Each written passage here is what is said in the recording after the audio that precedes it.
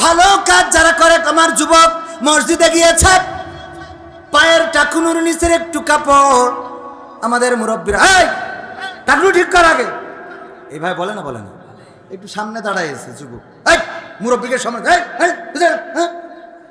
এইগুলো করা যাবে? বরং যুবক মসজিদে গিয়েছে, আপনি শুকরিয়া আদায় করেন, আলহামদুলিল্লাহ আপনার জেনারেশন মসজিদমুখী হচ্ছে। ঠিক না বে ঠিক? বুড়ো মানুষ যেগুলো বেশিরভাগ নামাজি, ওরা তো যৌবনকালে মানুষের বেড়া ভেঙে বেড়াইছে। আর এখন মসজিদে যে বাচ্চারা যদি মসজিদে যে একটু চিল্লাফাল্লা করে, আত্মায়াতু পড়ে আর কয় শালা কাজ ছেলি রে, আত্মায়াতুলিল্লাহি ওয়াসসালাতু কাজ ছেলি চিল্লাচ্ছে রে, আল্লাহুম্মা সাল্লি আলা মুহাম্মাদ ওয়া আলা আলি মুহাম্মাদ, ধরছি দাঁড়া সালাম ফিরো, নিহুজুর সালাম ফিরো। এই ঠিক বলছি না বে ঠিক বলছি? এইবার সালাম ফিরে, এই কাজ চালিয়ে রে, এই দেখি এখানে দেখি নামাজে ডিস্টার্ব করে। ওরে বাবা, তুমি বড্ড নামাজি হয়েছ। যৌবনকালে কোনোদিন মসজিদের ধারার কাছে পাওয়া যায়নি, এখন বুড়ো বয়সে যেই বৌমা খাতি দিচ্ছে না, বউ ভালো চোখে দেখছে না, মসজিদে এই শীতের তসবি টানার কে আল্লাহ। সত্য না মিথ্যা? আর যুবকদের কাটি করে, এই যুবকরা মসজিদে যাবে, মুরব্বীরা জায়গা করে দেবে, যুবকরা সামনে দাঁড়াও, মুরব্বীরা পিছনে চলে আসবেন, কবেন তোমাদের নেতৃত্ব দিতে হবে, সামনে যাও তোমরা। এই কাজগুলো করার দরকার আছে না নাই? এই কাজগুলো করবেন। সূরা আসর পড়েছিলাম, মনে আছে আপনাদের? সঙ্গীতও গাতি হবে, কিন্তু কেন জানি আমার এই দুই একদিন তাল ঠিক করতে পারি, আর দু একদিন তাল ঠিক থাকে না। এখনো মা বোনেরা বলছে হুজুর সামনে খালি পুরুষ আছে বুঝলে বারবার ওকে রস করেন, তা আমরা কি এখানে ঘোড়ার ঘাস কাটতেছি? এটা কথা সত্য না? ওগো আমার ভাইয়েরা, এই জন্য মা বোনদেরও কিছু ওয়াজের দরকার আছে না নাই? আল্লাহর নবী সাল্লাল্লাহু আলাইহি সাল্লামের মহিলা সাহাবীরা এমন নিবেদিত প্রাণ ছিলেন। খানেসা রাদিয়াল্লাহু তাআলা আনহা চারটা পুরুষ সন্তান ছিল, ছেলে সন্তান ছিল।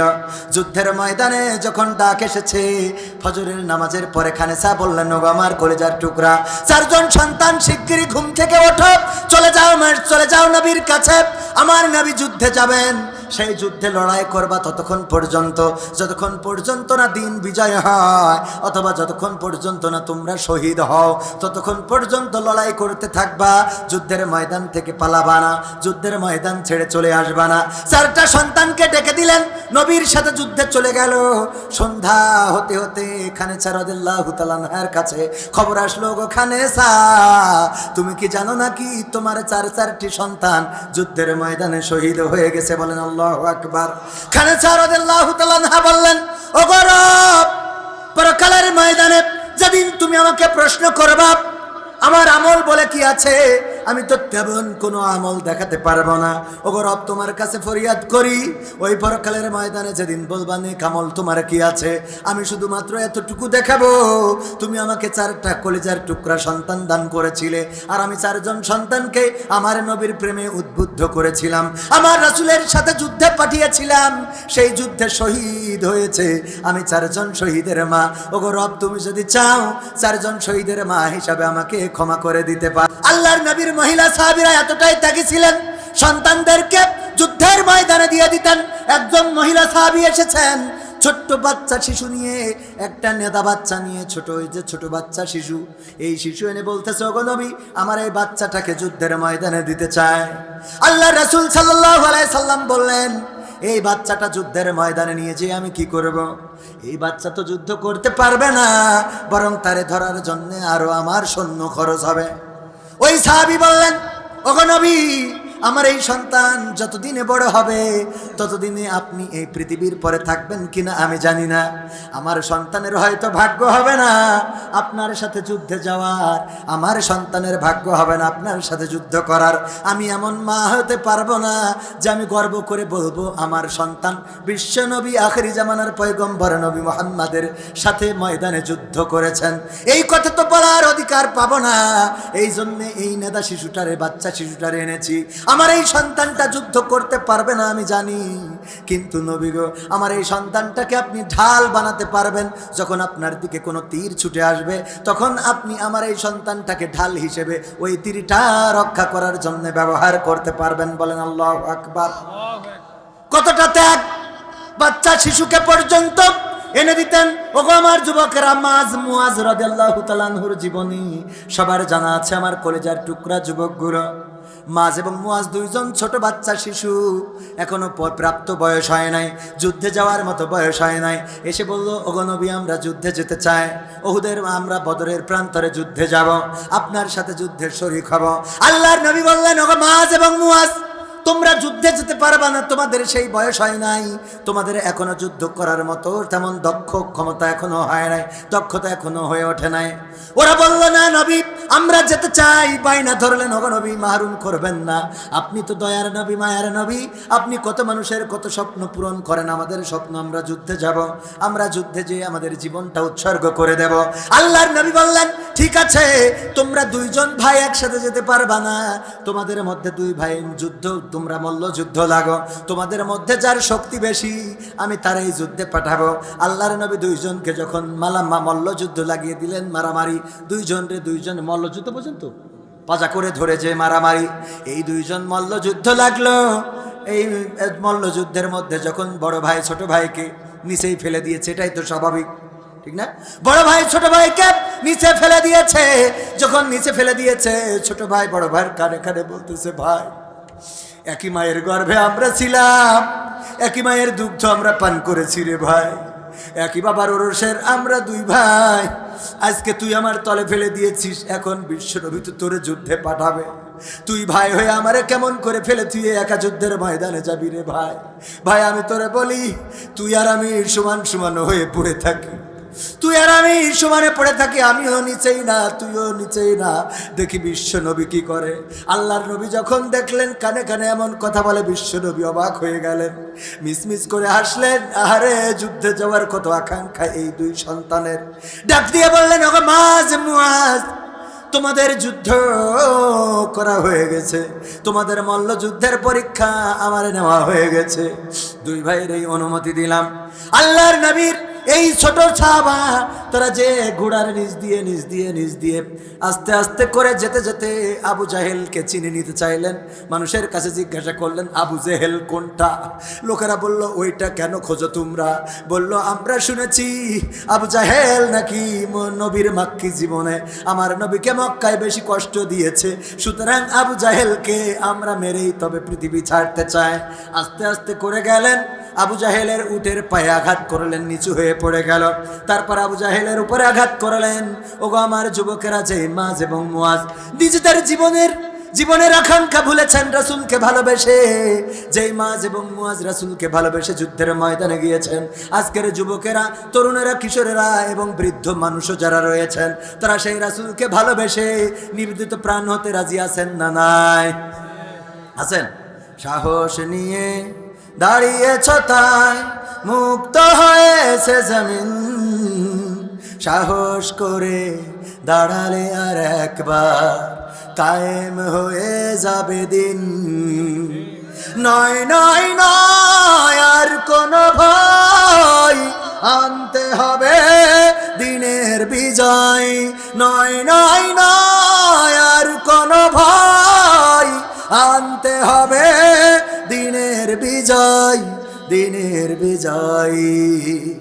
যারা ভেবেছিল ছাড়বে না আর ক্ষমতার ওই মাসনদ, দেখেছে তারা রবের পাকড়াও কি করে করে নাস্তানাবুদ।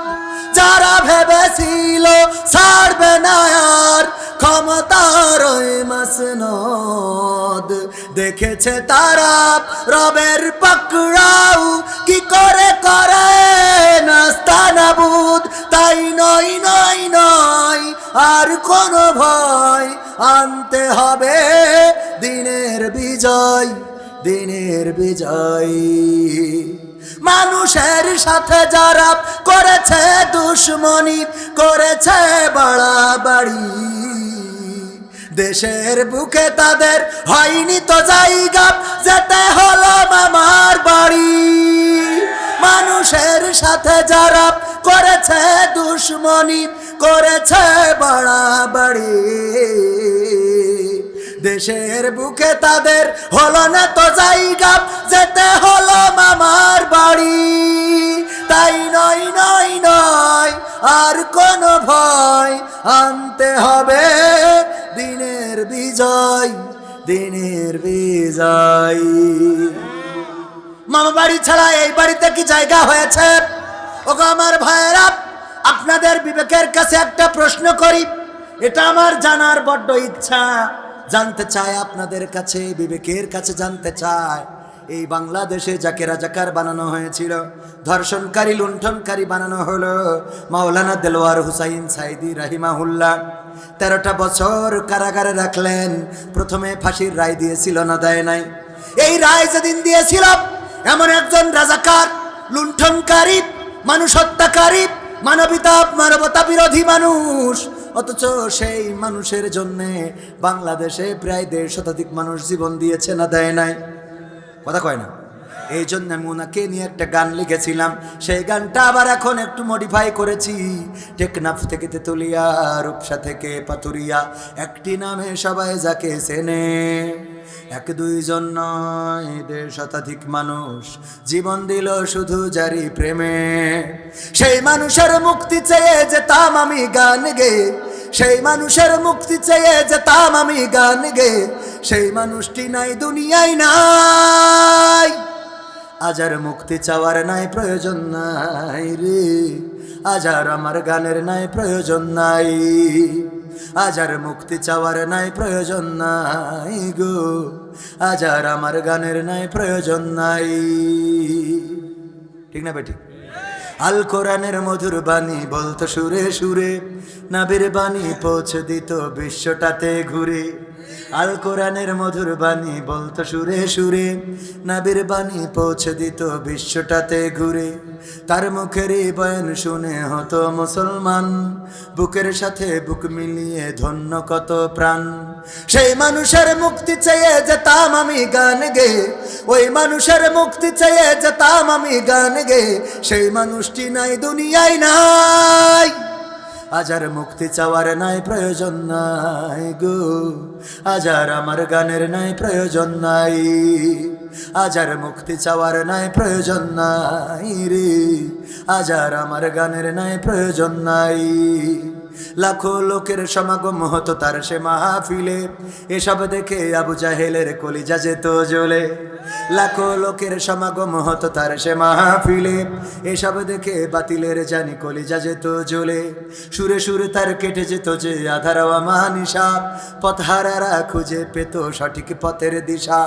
সেই মানুষের মুক্তি চেয়ে যেতাম আমি গান গে, ওই মানুষের মুক্তি চেয়ে যেতাম আমি গান গে, সেই মানুষটি নাই দুনিয়ায় নাই।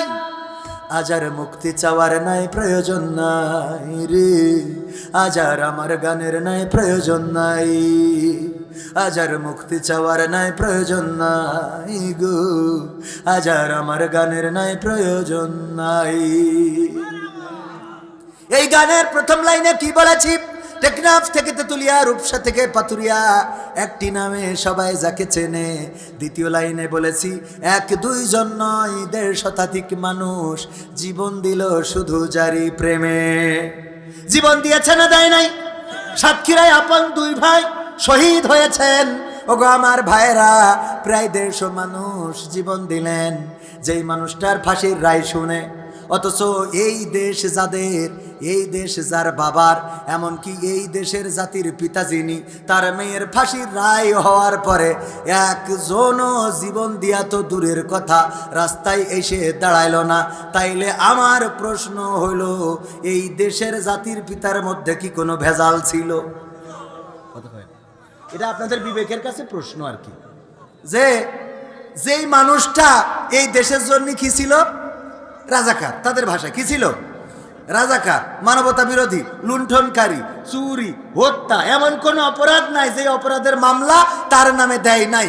এই মানুষটার ফাঁসির রায়ে এত লোক জীবন দিল, অথচ এই দেশ এনেছে বাপের দেশ, তারপরে হলো জাতির পিতা বাপ, সেই মেয়ের ফাঁসির রায়ে অন্তত 2-1 জন ত্যাগ স্বীকার করা দরকার ছিল না? যেহেতু ত্যাগ স্বীকার করে নাই আপনার কর্মীরা, সুতরাং দাদার দেশ থেকে এত লাফানোর দরকারও নাই। ঠিক না বেঠিক? কারণ যারা রাস্তায় নামে না আপনার জন্য, তাদের নিয়ে আপনি, তাদের জন্য আপনার কথা বলার দরকার কি? বরং ওখানে থেকে আল্লাহ বিল্লে করেন, আল্লাহ যদি মাফ করি ওখানে পরকালে নিয়ে যায়, সেটাই ভালো, ঠিক কি না? ঠিক না বে ঠিক? এদের তো খালি আছে মুখির জোর, কে জোর? যদি ওবায়দুল কাদের চাচা এখন পৃথিবীতে থাকতো তাহলে উনি বলতো, অনেকেই ভাবে তিনি পালিয়েছেন, তিনি পালাননি, হিজরত করেছে।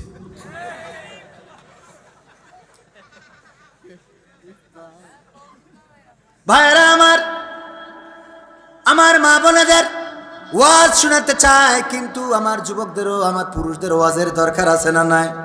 সেদিন বলতেছে, হুজুর গো, স্ত্রী খেদমত করে না, একটু ওয়াজ করে দেন। যখন বলতেছে মুখ থেকে ধূমপানের গন্ধ, আমি বললাম তোর মুখের যে দুর্গন্ধ, এরপরে যে তোর বউ আছে এটাই তো বড় কথা, খেদমত খুঁজিস কে জন্য? ঠিক না ভাই ঠিক? তোর মুখে যে দুর্গন্ধ, সুসো পাশা খালুতে এত গন্ধ হয় না, এরপরে যে তোর বউ আছে এইটাই তো বড় কথা, আবার কি খেদমত লাগবে তোর? ঠিক না ভাই ঠিক? স্ত্রীরা যে খেদমত করবে, স্ত্রীদের দায়িত্ব কি আপনি পালন করেন? আল্লাহর নবী স্ত্রীকে বললেন, চাঁদনি রাত চলো দৌড়াই, একটু প্রতিযোগিতা করি, ওই দূরে পাহাড় দেখা যায়, দৌড়াবো, কে ফার্স্ট হয় দেখবো। দৌড়ালেন। আল্লাহর নবীর স্ত্রী আম্মা আয়েশা রাদিয়াল্লাহু তাআলা আনহা ফার্স্ট হয়ে গেলেন।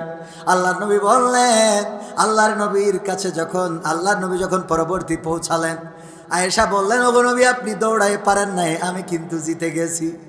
আল্লাহর নবী বললেন, অসুবিধা নাই। আবার কিছু সময় অতিবাহিত হওয়ার পরে, কিছু মাস যাওয়ার পরে আল্লাহর নবী বললেন, ওগো আয়েশা চলো আজকে চাঁদনি রাত আছে, আমরা দৌড়াই, দেখা যাক কে ফার্স্ট হয় সেকেন্ড হয়। দৌড়ালেন। এবার আল্লাহর নবী সাল্লাল্লাহু আলাইহি সাল্লাম ফার্স্ট হয়ে গেলেন। আম্মা আয়েশা রাদিয়াল্লাহু তাআলা আনহা পিছনে পৌঁছালেন এবং মাথাটা নিচু করে রইলেন। বিশ্ব নবী বললেন, আয়েশা আমি তোমার স্বামী, তুমি আমার স্ত্রী, আমার কিছু শ্রেষ্ঠত্ব তো আল্লাহ রাব্বুল আলামিন দিয়েছেন। আগের দিন তুমি আমার হারিয়ে দিয়েছিলে, আজকে আমি তোমার হারিয়ে দিয়ে আমরা একে অপরকে সমান করে দিলাম, ড্র করে দিলাম। বলেন আল্লাহু আকবার।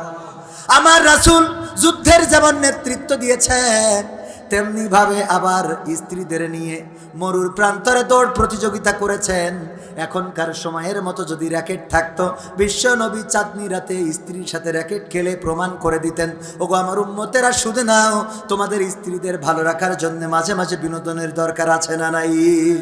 স্ত্রীর সাথে স্ত্রীর কোনোদিন বাইকের পিছনে নিয়ে মার্কেটে যায় না, কিন্তু যদি মকসেদের বউ বলে যে ভাই আমার একটু ইবনে সিনাই নিয়ে যাও, হ্যাঁ আমি আসতেছি, ও বাবা, নিজের বড় ডাক্তারের কাছে নিয়ে যেতে চাই না, পরের বড় ডাক্তারের কাছে নিয়ে যাই, এমন আল্লাহর বান্দা আছে না নাই? ওরে বাবা সারাদিন সিনেমা দেখবে, চায়ের দোকানে পরিমণি নুরা লাইলা নাকি রুনা লাইলা, তারপরে শাকিব খান, শাহরুখ খান, কারিশমা কাপুর নাকি কারিনা কাপুর, তারপরে রশ্মিকা মান্দানা, আছে না নাই? এইগুলো দেখবে আর আমাদের কাছে এসে বলবে, হুজুর আমার বউয়ের জন্য দোয়া করে দেন, সে সারাদিন সিরিয়াল ছাড়া কিছু বোঝে না, বোঝে না। তুমি চায়ের দোকানে পরিমণি, কারিনা কাপুর, ঐশ্বরিয়া রায় মেরে বেড়াবা আর মনে করবা তোমার স্ত্রী যায় নামাজে তাসবিহ জপতেছে, তা হবে না, তা হবে না। ঠিক না বেঠে? আগে তোমার ভালো হতে হবে, এমন ভালো হতে হবে, তুমি আগে নামাজি হও।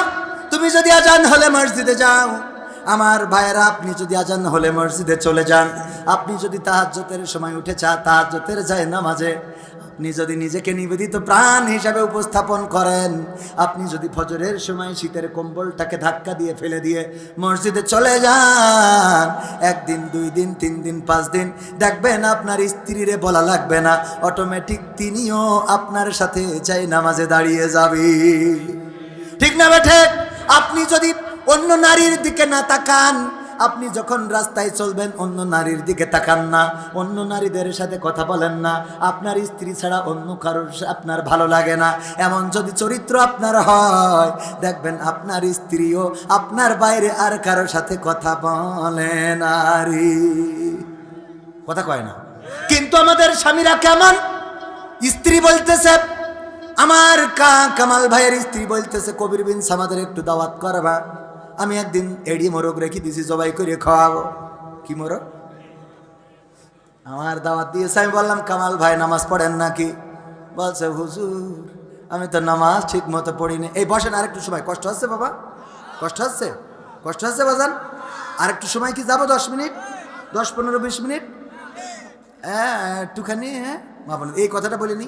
বলতেছে বাবা, আমি বললাম কামাল ভাই, যেই বাড়ি নামাজ পড়ে না স্বামী ওই বাড়ি আমি দাওয়াত খাই নে রে। বাড়ি যেয়ে যখন বলছে তাইলে তুমি নামাজ পড়া ধরো, বলছো আমার হবে না, হবে না, তাইলে আমি মানত করেছি ওই মোরগটা হুজুরির খাওয়াবো। এখন মানত তো পূরণ করা লাগবে, কারণ হাদিসি আছে মানতে কল্যাণ অকল্যাণ কিছু নেই, কিন্তু মানত করলে পূরণ করা লাগবে, এটাই ওয়াজিব আপনার জন্যে। এখন হাদিস মানতে হবে। আপনি যাই হোক করে একটু কবিরির দাওয়াত করেন। বলছে ঠিক আছে, অসুবিধে নেই, আরো 5-7 দিন যাক, তারপরে হুজুরি যেই বলবান আমি নামাজ পড়া ধরেছি। কয় নামাজ না পড়ে এই কথা কেমনে বলবা? কয় আমি হাদিসে আমপাড়ায় পাইছি যে স্ত্রীর জন্য মিথ্যে বলা জায়েজ আছে। হাদিসে আমপাড়ায় খুঁজে পেয়েছে স্ত্রীর জন্য মিথ্যে বলা জায়েজ আছে। যেই কয় তাও হোক, অসুবিধা নেই, দাওয়াত করো। আমার দাওয়াত করেছে হুজুর, আমি নামাজ পড়া শুরু করেছি, এইবার দাওয়াত নেন। আমি দাওয়াত নিয়েছি, যেই দাওয়াতে যখন খাতি বসেছি বলছি কামাল ভাই বলেন ফজরের ফরজ নামাজ কয় রাকাত? বলছে হুজুর খাওয়ার সময় কথা কথি নেই। কত বড় আল্লাহ বলি। আমি বললাম সেটা আমি বুঝবা না, খাওয়ার সময় কথা বলা যাবে কি যাবে না সেইটাই আমি বুঝবানে রে। আপনি বলেন ফজরের ফরজ নামাজ কয় রাকাত? আসলে কি আপনি নামাজ পড়েন? কয় হুজুর পড়ি। ফজরের ফরজ নামাজ কয় রাকাত? ও তো মা জানে না, কারণ আল্লাহর বান্দা মসজিদে যায় না, স্ত্রী রান্না ঘরতে দেখাই দিয়েছে, বলো 2 রাকাত। হুজুর খেয়ে নেন। কয় আগে বলো ফজরের ফরজ। না ভাবে না, বলতে হবে ফজরের ফরজ নামাজ কয় রাকাত? স্ত্রী রান্না ঘরতে বলছে বলো 2 রাকাত। 2 রাকাত বলছে হুজুর বলাই লাগবে, না বললে তো আমি খাবো ও না রে। বলতেছে তাইলে আমি বলছি হুজুর ফজরের ফরজ নামাজ হলো 4 রাকাত। আমি রাগ করে উঠে হাঁটা দিছি। পরে আমার ভাবি ডেকে বলছে রান্নাঘর তো তোর কবার দেখালাম যে ফজরের ফরজ নামাজ 2 রাকাত। বলছে আল্লাহ এই জন্যই তো তোর বউ বানাইস।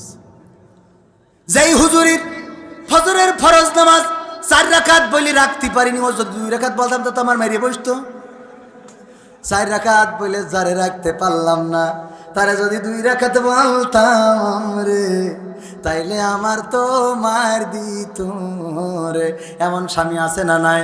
নিজে নামাজ পড়ে না, রোজা করে না, বিড়ি টানে, নায়িকা দেখে, পরিমণি দেখে, আর মনে করে স্ত্রী তাহাজ্জুদ গুজারি হবে, তা হবে না। নিজেকে ভালো হওয়ার দরকার আছে না নাই?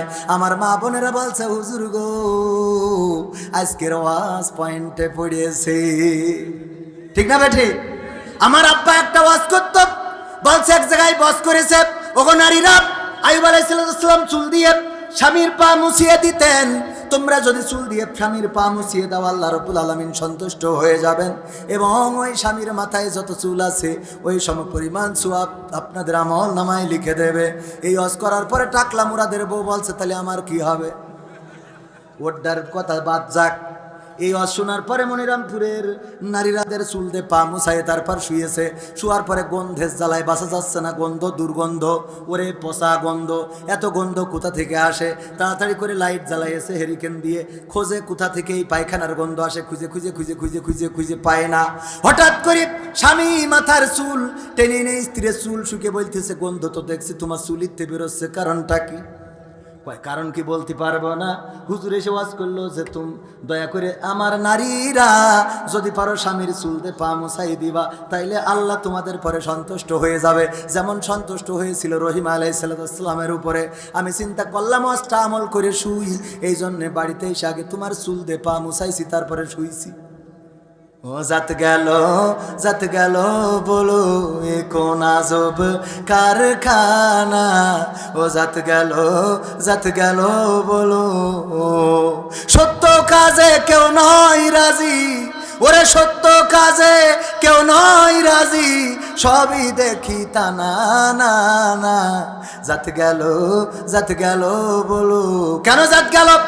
ও নেহালপুরি বসে বসে তাস খেলছিল, টাকা দিয়ে কি দিয়ে? টাকা দিয়ে তাস খেলছিল। হঠাৎ করে আর্মির গাড়ি একখানে এসে দাঁড়াইছে, খবর পেয়েছে যে আর্মির গাড়ি এসেছে, টাকা দিয়ে তাস খেলছা, বলো একটারও কাটিত হবে না, গান গাওয়া হবে ধীরে ধীরে। গান যদি না পারো তাইলে রাস্তা মাপো। অমনি উঠে দিয়েছে দৌড়, জুতোটা পায়ে দেওয়ার সুযোগ পায় নাই। ওই বাসতলাতে গিয়েছিল, কিরা ঝেড়ে থুয়ে চটকায় দিয়ে চুপচাপ শুয়ে রয়েছে, আর ওইটা মুছাইয়ে তারপর শুয়েছে। পরের দিন যখন হুজুর বাড়ি যাচ্ছেন, বলছে হুজুর শোনেন, ওয়াজ করলেন স্বামীদের চুল দিয়ে পা মুছাই দিতি, আমরা তো এই কাজ করতে আমাদের কোনো আপত্তি নেই, কিন্তু হুজুর পরের লাইনটাও একটু বলে দেবেন, ওই সামনে যারা থাকে ওদের বলবেন ওরা যেন টিউবকলেতে পাটা ধুয়ে তারপর শোয়, টিউবকলেতে পাটা ধুয়ে তারপর শোয়। তো আমাদের স্বামীদের অবস্থা হইলে এটা, ও তাস মেরি বেড়াবে আর স্ত্রী পাদে চুল মুছাবে, মুছাইতে দুর্গন্ধে দুইজনেরই ঘুম আরাম, ঠিক না বেটে? এই জন্য পরিবর্তন দরকার। আগে কাদের? নিজেদের। শীতের সময় আসছে, যুবকরা বিয়ে করার দরকার আছে না নাই? এই শীত পার হতে দেওয়া যাবে? এক দফা এক দাবি, আব্বা বিয়ে কবে দিবি? মিছিল আছে না নাই? আমি বলবো এক দফা এক দাবি, তোমরা বলবো আব্বা বিয়ে কবে দিবি। এক দফা এক দাবি, হ্যাঁ এক দফা এক দাবি। শীতের দিন চলে যায়, কত লোকের বউ দেখা যায়, আমার তো বউ নাই, আব্বা আমার বিয়ে দাও, এক দফা এক দাবি, আব্বা বিয়ে কবে দিবি। এইগুলো বলার দরকার আছে না নাই? দরকার হলে স্লোগান হবে, হরতাল হবে, মিছিল হবে, মিটিং হবে। যদি বলে প্রতিষ্ঠিত হও তারপরে বিয়ে দেব, দাদার কাছে জিজ্ঞাসা করবেন, দাদা আমার আব্বা প্রতিষ্ঠিত হইলে বিয়ে দিলে না, তার আগে বিয়ে করিল? যদি দেখেন যে আগেই কাম সারিল, তাইলে আর কোনো দাবি মানা হবে? কথা কয় না, নিজের বুঝ নিজে ঠিক করে নিয়ে ছেলের কয় প্রতিষ্ঠিত, হ্যাঁ আছে না নাই? এই জন্যে যুবকেরা, আজকালকের ছেলেরা বই নিয়ে আর বসে না, ও বাবা গুগলে সার্চ করিয়া পড়ে। ওরে একালের মেয়েরা কোরআন হাদিস ধরে না, এখনকার মা বোনেরা কোরআন হাদিস পড়ে না, ও আল্লাহ টিকটকে ভিডিও ওরা করে, মনিরামপুরে করে না, পরে মানে কি ঝাপা বাবর দেখতে দেখতে তো আমি ক্লান্ত হয়ে গেছি। ও বাবা সুলো মাসনে হেঁটে আসে, তুম পাশে আয়ে,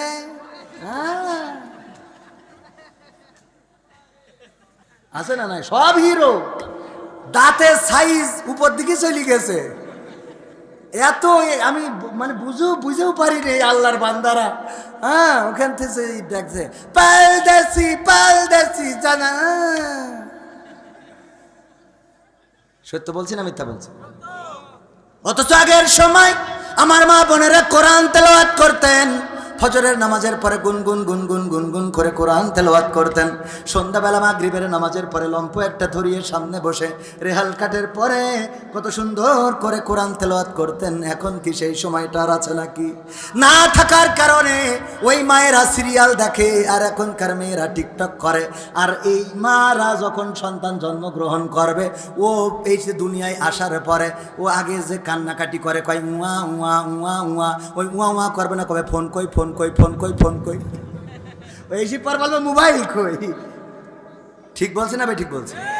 ও কান্নারও টাইম নেই, ওই এসে পর কবে আমার সে ফোন কই, ফেসবুক আইডি কি খোলা হয়েছে, টিকটক করবো। কারণ সেই জেনারেশন আসতেছে। এখন তো বাচ্চাদের ফোন সামনে না ধরলে ভাতই খায় না। ভাত ফোন আগে দিতে হবে, ফোন না হলে ভাত খাবে না। কারণ কি? কারণ আগে আলিফ লাইলা না দেখতে দিলে আপনি ভাত খাননি। আপনি যেরাম আলিফ লাইলা না দেখলে দিলি ভাত খাননি, ছেলে ওইরাম হাইস ফোন না হলে ভাত খায় না। আর ওর ছেলে হবে ফোন না, ডাইরেক্ট সামনে মেয়ে মানুষ বসাই দিতে হবে, তা নাহলে ভাত খাবে না। এর থেকে উপায় কি? এর থেকে উপায় হলো কি? আজকালকের ছেলেরা বই নিয়ে আর বসে না, ও বাবা গুগলে সার্চ করিয়া পড়ে। আগের সময় প্রেম করিলে মুরব্বীরা বলতো পাইছ কি, এখন বলে শখ করিয়া বাবু তুমি খাইছ কি। আগের সময় প্রেম করিলে আমার সভাপতি বলতো পাইছ কি, এখন বলে শখ করিয়া বাবু তুমি খাইছ কি। লজ্জা শরম নাই, আইলাম কোন জামানাই, লজ্জা শরম নাই, আইলাম কোন জামানাই, ভবিষ্যৎ দেখি অন্ধকারে। আজকালকের ছেলেরা বই নিয়ে আর বসে না, ও বাবা গুগলে সার্চ করিয়া পড়ি। নতুন করে হয়েছে চালু এখন আবার কোন ট্রেন্ড, পরিচয় করাই দেখি এই আমার গার্লফ্রেন্ড, আছে না নাই? নতুন করে হয়েছে চালু এখন আবার কোন ট্রেন্ড, পরিচয় করাই দেখি এই আমার বয়ফ্রেন্ড। মেয়েরা ওরাও বাড়ি নিয়ে আসে, মা কয় কিটা আম্মা আমার বয়ফ্রেন্ড। ও ও ও ও, ওর সাথে লাইন মারিছিস? তোর মাজা পাশা সাইজ ওইরাম কেন? আম্মা ওই পাশের তো গাঞ্জা মারে তো এই জন্য একটু, তা না হলে নেটওয়ার্ক পায় না। ও তা ঠিক আছে। তা ওর তো যে সাইজ দেখছি তোর বাপ তোর সাথে দেবে না, তারপর তাহলে আম্মা কি করবো? তোর খালাবাড়ি নিয়ে চলে যা। যাইয়ে তো গোপনে কাজী অফিসে বিয়ে পড়া আমি তোর আব্বার ঠিক করবানি। হ্যাঁ, এই কথা কয় না। এইবার যেই নিয়ে চলি যায়, যেই তো এইবার যেই বাপ বাড়ি আসে, কি জন্ম দে তুই চাও? ও আল্লাহ, আমার কি ক্ষতি হলো রে? কি জন্ম দি চাও তুমি? আজ বুকে চুল খালি লাগাইছে, এ মান সম্মান কনে থবরে। ও বাবা বাবা রে, ও রে বাবা। এই ঠিক বলছি না বে? ঠিক বলছি। কত বড় ট্যালেন্ট ওর, অভিনয়ের কাছে শেখ হাসিনা ফেল। ঠিক না বে? ঠিক। আর একটু যাবো সামনে, শুনতে কি রাজি আছেন? কারা কারা রাজি দেখতে চাই? লিল্লাহি তাকবীর। আল কোরআনের আলো, আল হাদিসের আলো, আমার নেতা তোমার নেতা, নারায়ে তাকবীর। সত্যি কি শুনতে চান? দেখি হাত টান টেনে করেন, টান টেনে টান টেনে টান টেনে। দাঁড়ানো মানুষ, মা বোনেরা পর্দার অন্তরালে, আমি যেহেতু দেখছি না, যদি সত্যি শুনতে চান এই হাত ডাকছেন কে? এখানে এসেছেন খুশি হয়েছে, আল্লাহ চলে গেলে খুশি হবে কিডা? শয়তানের খুশি কি করবেন? হাত নাড়েন, করবেন?